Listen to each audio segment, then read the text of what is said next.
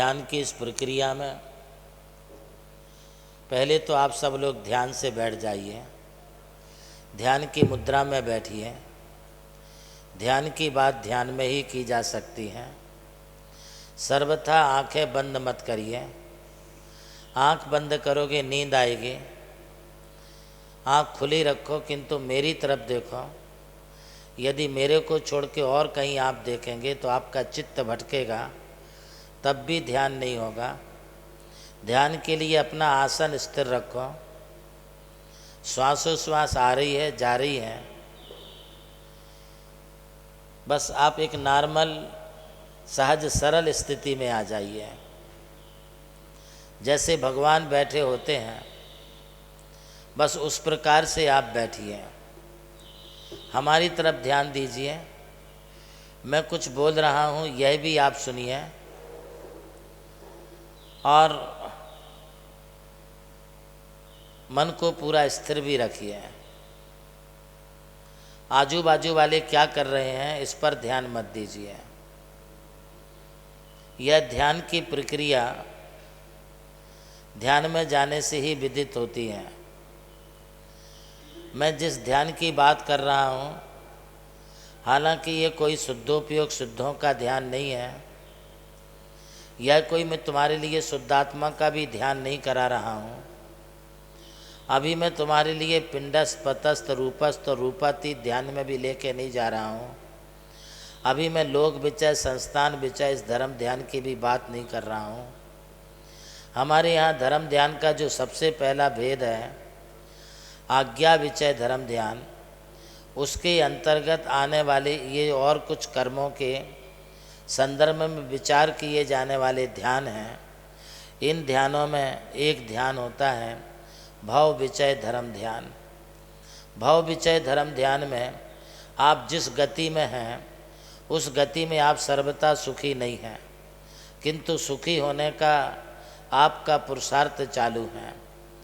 इस ध्यान को अपन मनुष्य भव में भी क्या दुख है क्या सुख है, मनुष्य जीवन कैसा होता है, इस प्रकार का विचार करना ये एक प्रकार का भव विचय धर्म ध्यान है।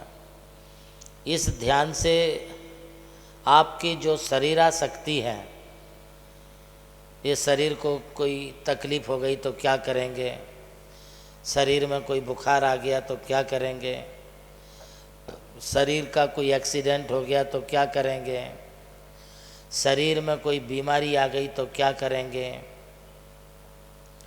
देखिए, शरीर में जो होने वाला है सो होगा, ये तुम्हारे हाथ में नहीं है।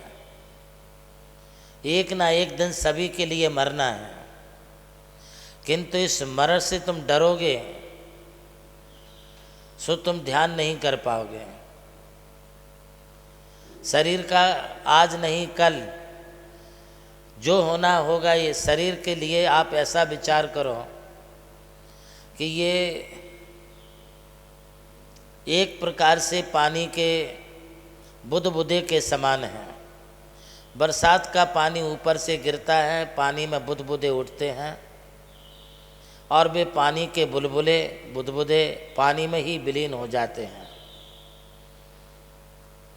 ठीक यही स्थिति अपने शरीर की है। आप लोग साबुन से नहाते हैं, शैम्पू से नहाते हैं, उसमें फैन निकलता है और वो फैन जो निकलता है कितनी देर रहता है, थोड़ी देर रहता है, पर वो विलीन हो जाता है। हमारे शरीर की भी यही स्थिति है। हमारे दिगंबर जैनाचार्यों ने कहा है कि क्षणम चित्तम क्षणम वित्तम क्षणम जीवति मानवा यमस्व करुणा नास्ति धर्मस्व तुरता गति। अपना मन बड़ा चंचल है, तुम्हारी पानी की तरंगों से भी ज़्यादा चंचल मन है। कदाचित हवा से वायु का पत्ता देर से हिलेगा, उससे भी ज़्यादा तुम्हारा मन अधिक चंचल है। ये मन तुम्हारे बंदर से भी ज़्यादा चंचल है। मन कभी स्थिर नहीं रहता। आप हमारे प्रवचन के लिए यहाँ बैठे हैं, आप सुन रहे हैं। कुछ लोग तो बैठते ही साथ यही सोचने लगते हैं कि कब महाराज जी का प्रवचन पूरा होगा, कब आचार्य श्री अपना प्रवचन पूरा करेंगे, कब हम यहाँ से उठ के अपना घर जाके वही रोटी पानी, चूल्हा चक्की, झाड़ू बुहारी, झाड़ू पोंछा, बर्तन कपड़े, ये करेंगे। देखिए, आप यहाँ बैठ कर के यदि ये संसार के विचार करेंगे तो आप ध्यान की स्थिति में कभी नहीं उतर पाएंगे। ये आपके जीवन भर आपके साथ लगे रहने वाले काम धंधे हैं। पुरुष लोगों से भी मैं कहना चाहूँगा कि आप लोग भी यहाँ बैठ कर के अपनी दुकान के, व्यापार के, धंधे के, बिजनेस के, जॉब के विचारों को छोड़ें।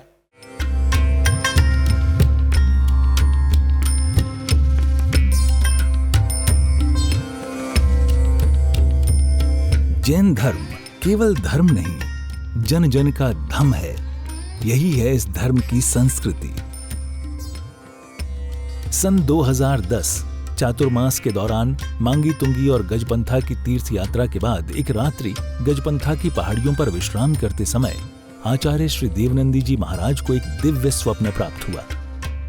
स्वप्न में उन्होंने देखा कि एक ऐसा तीर्थ जिसकी कोई कल्पना भी नहीं कर सका था, एक ऐसा स्थान जहां पंच परमेष्ठियों की भव्य मूर्तियां हों, एक ऐसा समव शरण जो समर्पित हो जैन धर्म की शाश्वत परंपरा को। उस दिव्य संकेत को जीवन में उतारने के लिए आचार्य श्री कुंथलगिरी की ओर विहार पर निकल पड़े। वहां एक श्रद्धालु ने अपनी भूमि पूज्य गुरुदेव को समर्पित की और यहीं से आरंभ हुई मुंबई आगरा हाईवे NH3 स्थित णमोकार तीर्थ के निर्माण की महायात्रा।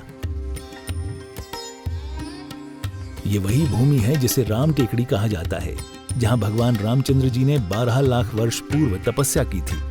आज यही भूमि बन रही है जैन संस्कृति का जीवंत प्रतीक णमोकार महातीर्थ। यहाँ बन रही है 51 फीट ऊंची अरिहंत परमेष्ठी की मूर्ति, चारों दिशाओं में 31-31 फुट ऊंची अन्य परमेष्ठियों की मूर्तियां। कुल मिलाकर एक अद्वितीय समवशरण की रचना है जिसका वर्णन Guinness book of world record में दर्ज हो चुका है।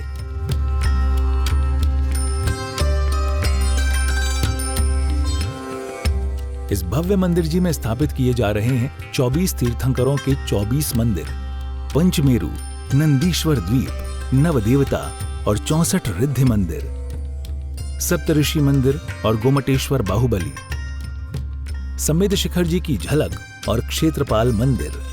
यहाँ पर अब तक 250 से अधिक कमरे निर्मित हो चुके हैं, जिनमें 75 साधु साध्वियों के लिए एवं यात्री निवास आधुनिक सुविधाओं से युक्त है। AC रूम, भोजनशाला, कैंटीन और विशाल गुरु मंदिर। णमोकार तीर्थ का भूमि पूजन 8 फरवरी 2014 को संपन्न किया गया था और आज लगभग 10 लाख स्क्वायर फीट से अधिक निर्माण पूर्ण हो चुका है और अब यह दिव्य तीर्थ अपने चरम आयोजन की ओर अग्रसर है। 2026 में जिन शासन के वरिष्ठतम आचार्य परम पूज्य साधना सम्राट गणाधिपति गणधराचार्य श्री कुंथु सागर जी महाराज के सानिध्य में एवं परम पूज्य प्रज्ञा श्रवण सारस्वताचार्य श्री देवनंदी जी महाराज की प्रेरणा एवं निर्देशन में 400 से अधिक साधुओं की उपस्थिति में आगामी 6 से 13 फरवरी 2026 में णमोकार तीर्थ का भव्याति भव्य अंतर्राष्ट्रीय पंच कल्याणक प्रतिष्ठा एवं महामस्तकाभिषेक महोत्सव का आयोजन होने जा रहा है। खुल रहा है पुण्य का द्वार, जो करेगा भव पार।